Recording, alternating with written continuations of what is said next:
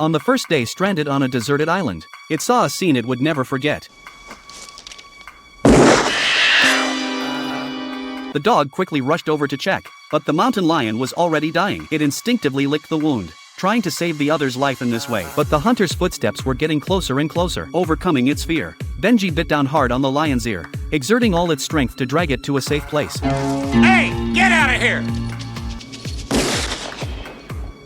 Watching the mountain lion being carried away on the hunter's back, Benji's heart was filled with helplessness and sorrow. Just then, the roar of a helicopter suddenly came from overhead. Without time to think, Benji immediately ran toward the direction of the helicopter. A storm the day before had separated it from its owner on the sea. This must be its owner coming to find it. But no matter how much it barked or chased, that steel beast carrying its owner kept getting smaller and smaller, until it disappeared. The hope of going home was suddenly shattered. Benji lay on the ground, utterly dejected, when suddenly it heard a whimpering sound. Following the sound, it found 4 newborn mountain lion cubs. Without a doubt, they were the cubs of the mother lion from earlier. This should have been an easy choice, no hesitation required. Benji should have continued searching for its owner, but as it turned to leave, one tiny cub stumbled out, naively following behind it.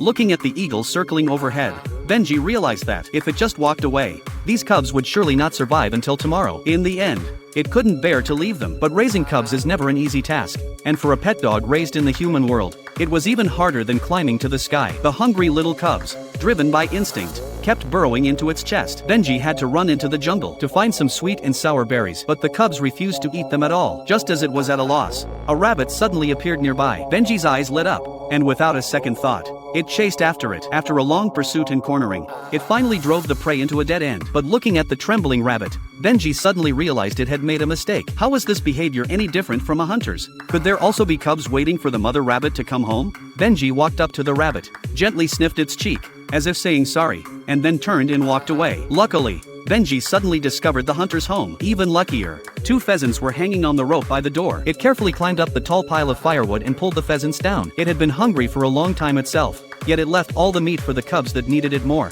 while it chewed on wild fruits instead.